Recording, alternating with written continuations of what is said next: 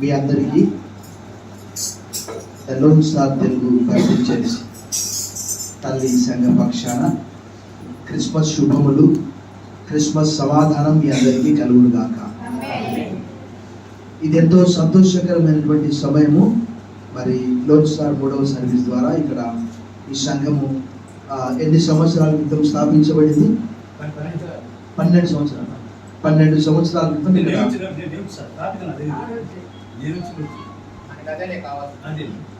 So ఈ ప్రాంతంలో మరి దేవుని వాక్యంలో రాయబడినది. ఈ దినము ఆశతో ఆసక్తితో పాల్గొన్న వారందరినీ కూడా దేవుడు దీవించును గాక. మరి ఈ దినము క్రిస్మస్ గురించి మీకు కొన్ని మాటలు నేను తెలియజేస్తాను. మానవులకు ఏది అవసరమో దేవుడు అన్ని మనకు ఆదికాండం 1వ అధ్యాయంలో రాయబడినది అవన్నీ సృష్టించి అన్నిటినీ కూడా మానవునికి బహుమానంగా ఇచ్చాడు. ఇవి తినండి, పచ్చని కూర చెట్లన్నీ కూడా మీకు ఆహారము. అదే 8వ కీర్తనలో రాయబడ్డది ఏంటంటే అవన్నీ కూడా వాని పాదముల క్రింద నీవు ఉంచు. మనం వార్తాపత్రికల్లో ఇప్పుడు ప్రతి ఒక్కరి చేతిలో మొబైల్ ఉంటుంది కదా, యూట్యూబ్లో చూస్తుంటారు. పెద్ద పెద్ద చేపలు ఏం చేస్తుంటారు? పట్టి ముక్కలుగా చేసి కట్ చేసి అమ్మేస్తూ ఉంటారు. అంటే అవన్నీ మానవునికి లోబడుతూ ఉంటాయి. అంటే నేను ఈ మాటలు ఎందుకు చెప్తున్నానంటే, మానవుడు అంటే దేవుని చేత అన్నీ అతనికి అనుగ్రహించబడ్డాయి. తర్వాత మనకు అనారోగ్యం అయితే సరే, మనం దగ్గర ఉన్నటువంటి ఆర్ఎంపీ డాక్టర్ దగ్గరికి వెళ్తాము, లేకపోతే గుచ్చికి వెళ్తాము, లేకపోతే దంగదర్తో కావలో నెల్లూరు ఒంగోలు ఎక్కడో వెళ్తాము. ఒకవేళ మనకు డాక్టరే కావాలని అనుకుంటే ఆ దేవుడు ఒక మంచి వైద్యుడిని పంపించేవాడు. ఒకవేళ మనకు న్యాయము జరగట్లేదని అనుకుంటే ఈ లోకంలో దేవుడు ఒక లాయర్ని పంపించేవాడు. కానీ మరి దేవుని వాక్యంలో దేవునికి తెలుసు మానవులందరూ కూడా బాగా చెడిపోయారని. ఎందుకంటే ఆదికాండం 6వ అధ్యాయం 5వ వచనంలో, ఆదికాండం 8వ అధ్యాయం 23వ వచనంలో స్పష్టంగా రాయబడింది, నరుల హృదయాలోచన కేవలం బాల్యం నుండి చెడ్డదని 8:23లో రాయబడ్డది. 6వ అధ్యాయం 5వ వచనంలో దేవుడు వారిని సృష్టించినందుకు సంతాపపడ్డాడట, బాధపడ్డాడట, పశ్చాత్తాపడ్డాడట. ఎందుకు చేశారు రా నాయన? దేవుడు ఒక ఆలోచన చేసి, దేవుడు ఎప్పుడు కూడా పరిశుద్ధుడు. ఆయన పాపాన్ని సహించేవాడు కాదు. ఆదామును ఆదికాండంలో తినవద్దన్నటువంటి ఆ వృక్ష ఫలము తింటే నువ్వు చచ్చిపోతావంటే అర్థం ఏంటంటే ఆధ్యాత్మికంగా నువ్వు చచ్చిపోతావని అర్థం. చాలా మందికి డౌట్ వస్తుంది, దేవుడు చెప్పిన మాట అబద్ధమా? ఎందుకంటే మరి ఆదాముకు బాల్యం లేదు కాబట్టి ఆయన సృష్టించినప్పుడు బహుశా మనకు తెలియదు, ఒక 30 సంవత్సరాల వ్యక్తిలాగా ఉండొచ్చు. కానీ అలా చెప్పిన తర్వాత కూడా చూడండి, 900 సంవత్సరాలు బ్రతికాడు ఆయన. ఆదాము బ్రతికిన దినములన్నీ 930 సంవత్సరాలని ఆదికాండం 5వ అధ్యాయం 5వ వచనంలో రాయబడ్డది. అంటే దేవుడు అబద్ధి కూడా అలా కాదు. ఆధ్యాత్మికంగా దేవునితో సహవాసము తెగిపోయింది, దేవునికి దూరం అయిపోయాడు. నీ నిమిత్తము నేల శపించబడ్డది. చూడండి, ఆదామును హవ్వను శపించడానికి బదులుగా దేన్ని శపించాడు?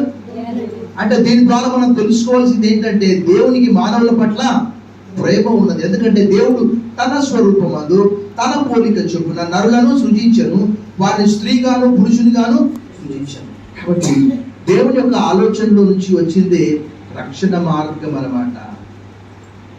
ఈ ప్రజలను ఎలాగైనా నేను రక్షించాలి అని ఆలోచన చేసి 2022 సంవత్సరాల క్రితం మనకు అవసరత ఏంటో దేవునికి తెలుసు. మనమందరము కూడా దేవుని వాక్యము సెలవిస్తున్నది. యెషయా గ్రంథము 53:5-6 వచనాల్లో చూస్తే అక్కడ మనం అందరమును గొర్రెల వలె త్రోవ తప్పిపోతిమి, మనలో ప్రతివాడు తనకి ఇష్టమైన త్రోవకు తొలిగెను, ఆయన పొందిన దెబ్బల చేత మనకు స్వస్థత కలుగుచున్నది. దాన్ని పేతురు రాసిన మొదటి పత్రిక 2వ అధ్యాయం చివరి 25-26 వచనాలు ఏమంటారంటే, మనము గొర్రెల వలె దారి తప్పిపోతివి, కానీ ఇప్పుడు ఆత్మల కాపరియు అధ్యక్షుడైన యేసుక్రీస్తు వైపున మనము మళ్ళీ ఉన్నాం. అంటే పాపాల నుంచి విడిపించేవాడు మనకు ఒక రక్షకుడు కావాలి. ఆ రక్షకుడు ఎలాంటి వాడై ఉండాలంటే, మనందరికి తెలుసు మానవులందరూ కూడా మనం మొట్టమొదటిగానే చెప్పుకున్నాం, మానవుడు సృజించబడ్డప్పుడు వాని మనస్సాక్షి చాలా చక్కగా ఉన్నది. ప్రసంగి గ్రంథం 7వ అధ్యాయంలో అంటాడు కదా, చివరి వచనంలో, ఇది మాత్రం ఒకటి వాస్తవము, ఏంటి అనంటే దేవుడు మానవులను యథార్థవంతులుగా సృష్టించను కానీ వారు వివిధములైన తంత్రములను కల్పించుకొని ఉన్నారన్నాడు.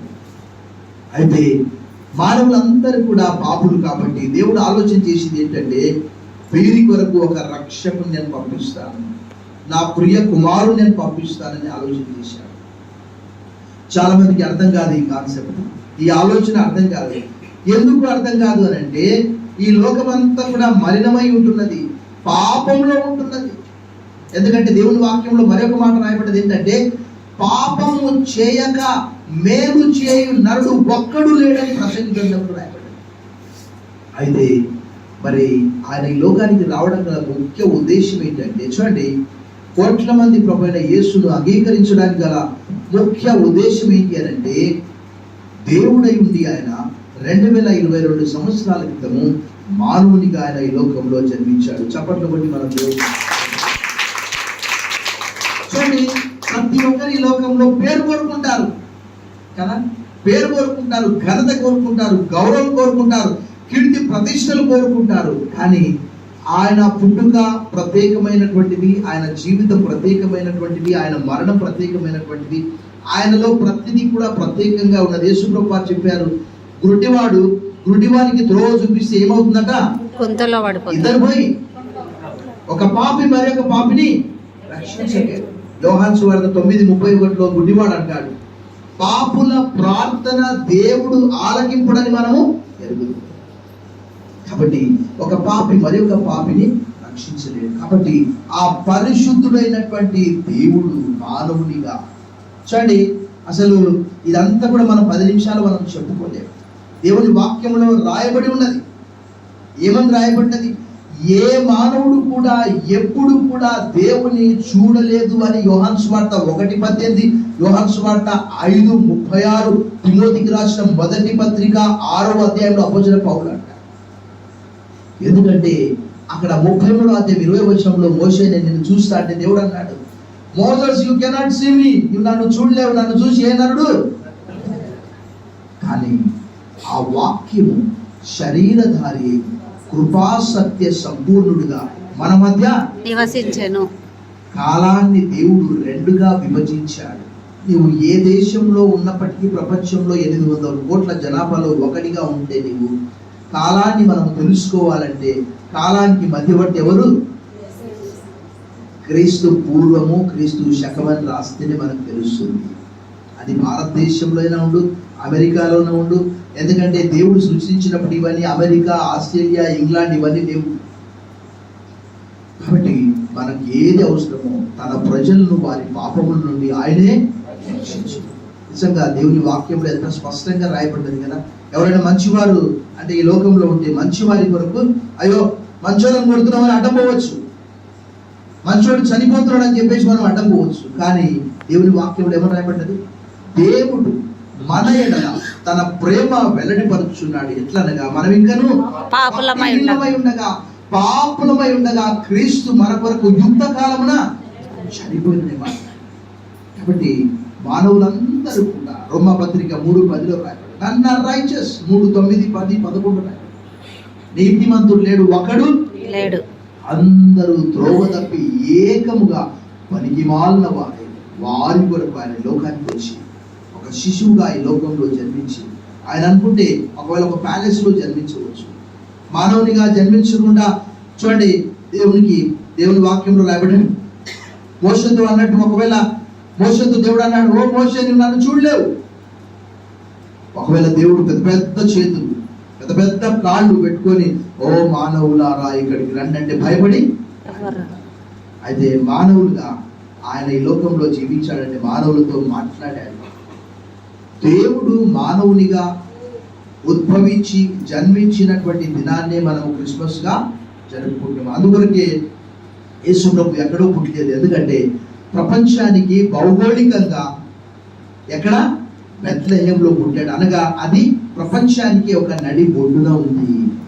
మీరు భౌగోళికంగా చూస్తే అది సెంటర్లో ఉందంట. కాబట్టి ఆయన అక్కడ పుట్టాడు. అందుకే యేసుప్రభు చనిపోయి సంవత్సరం తిరిగి లేపబడిన తర్వాత చెప్పబడిన మాట, మొట్టమొదట యెరూషలేములో, యూదయలో, సమరయలో, తర్వాత భూదిగంతంలో. ఇలా చూడండి, యేసుక్రీస్తు గురించినటువంటి వార్త 147వ కీర్తన 15వ వచనం ప్రకారం భూమికి ఆజ్ఞానించేవాడు ఆయనే, ఆయన వాక్యం బహు వేగంగా అరిగెత్తును. చూడండి, ప్రతి ఒక్కరికి ఇప్పుడు ఓపెన్ చేస్తే సెల్ ఫోన్ లో వాక్యం వస్తుంది. ప్రతి ఒక్కరు సువార్థికులు, కాపర్లు, మిషనరీలు అందరూ కూడా ఎదురు. లాక్డౌన్ లో అనేక మంది గూగుల్లో సెర్చ్ చేసి కూడా వాక్యం విన్నటువంటి వారు ఉన్నారు. కాబట్టి ఆ గొప్ప రక్షకుడు మనకు ఎంత మాట్లాడుకున్నప్పటికీ మనకు సమయం లేదు. ఎంత ఎక్కువ మాట్లాడుకున్నప్పటికీ ఆయన గొప్పతన ప్రపంచంలో ఎంతో మంది పుట్టారు, ఎంతో మంది చనిపోయారు. ఇప్పటి జనాభా ఎంత జనాభా? 800 కోట్లు. నేను పాస్టర్మ గారు ఎన్నోసార్లు అనుకుంటాం, దేవుడు మనసులో పుట్టించేది ఎందుకు, చంపేది ఎందుకంటే ఈ 800 కోట్లు కాస్త 1600 అవుతుంది. ఈ చర్చిలోనే ఒక్కొక్కరు ఇరుకుగా పడుకోవాల్సి వస్తుంది. ఇంకా చర్చి బయట అంతా పడుకొని ఉండాల్సి వస్తుంది. ఇంకా రోడ్డు మీద కూడా పడుకోవాల్సి వస్తుంది. చైనాలో జనాభా ఎక్కువైపోయి ఏం చేస్తుంది తెలుసా? నీళ్లు వేస్ట్ అయిపోతాయని చెప్పి పైన మన మంచం పైన స్నానం చేస్తే కింద బకెట్ పెట్టి అవే నీళ్ళు పట్టుకుంటున్నారు, మళ్ళీ అవే తాగాలి. అందుకే మానవులకు ఏం చేశాడు? చూడండి, ఆదాం గురించి ఏమనుకున్నాం? ఆదాం ఎంతకాలం బ్రతికాడని చెప్పాను? 930 సంవత్సరాలు బ్రతికాడు. ఎందువరకు మానవులు చనిపోతున్నారు? పాపాన్ని బట్టి, వివాహాన్ని బట్టి. 6వ అధ్యాయంలో దేవుడు ఏమన్నాడంటే ఒకే మాట అన్నాడు, ఇక మీదట నరుల ఆయుష్కాలం నేను 120 సంవత్సరాల చెప్పాడు. అందుకొరకే మానవులు త్వరగా చనిపోతున్నారు. తర్వాత ఇప్పుడు ఆ 120 ఎవరైనా బ్రతుకుతున్నారా? ప్రపంచంలోనే 120 సంవత్సరాలు అంటే వేళ్ళు ఎన్ని ఉన్నాయి? 4 లేక 5 మంది మాత్రమే బతుకుతుంది. అంతకాలం ఎవరు బ్రతకట్లేదు. అది కూడా మన భారతదేశంలో తక్కువ. కాబట్టి మానవుల పాపాన్ని బట్టి. కానీ ఆయన ఈ లోకానికి రావడంలో గల ముఖ్య ఉద్దేశం ఏంటంటే మానవులందరినీ కూడా యెషయా గ్రంథం 9:2, మత్తయి సువార్త 4:16 ప్రకారం ఆ 9:2 చదవండి ఒకసారి. ఆ చదువుతాను, నేను ముగించి వేస్తాను. 9వ అధ్యాయం 2వ వచనం. చీకటిలో నడుచుచున్న జనులు గొప్ప వెలుగును చూచిరి, మరణ ఛాయ గల నివాసుల మీద ఏమని రాయబడింది?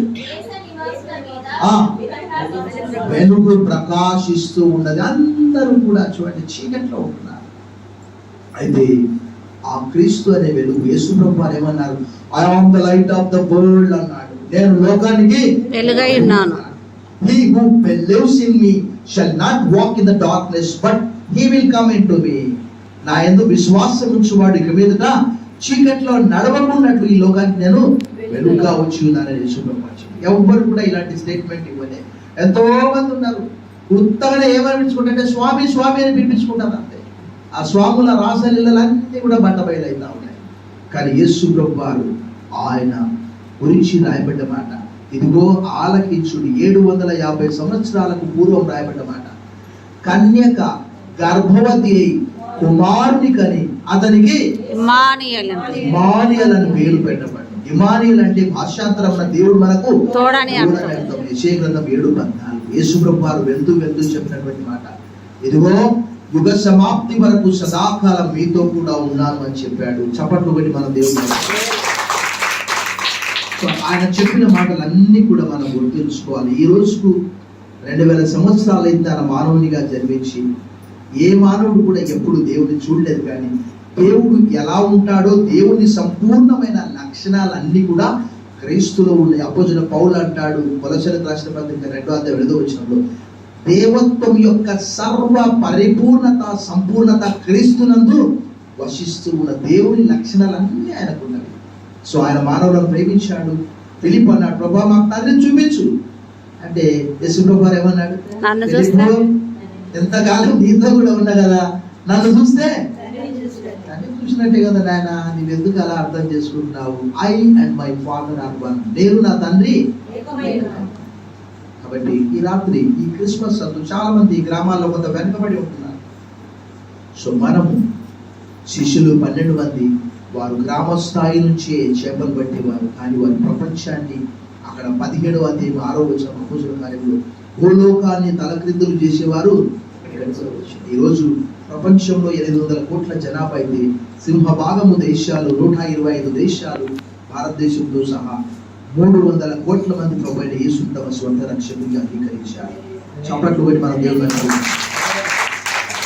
ఈ రక్షణ మనం పొందుకున్నాం కాబట్టి అనేకులకు తెలపాలని మరొకసారి the loan star Telugu Baptist church 3వ సర్వీస్ పక్షంగా మీ అందరికీ క్రిస్మస్ సమాధానము, క్రిస్మస్ శుభములు, క్రిస్మస్ స్వస్థత కలగాలని కోరుకుంటూ వాక్యాన్ని ముగిస్తున్నాను. దేవుడి వాక్యం దీవించి ఆశ్రయించును గాక. ఆమేన్.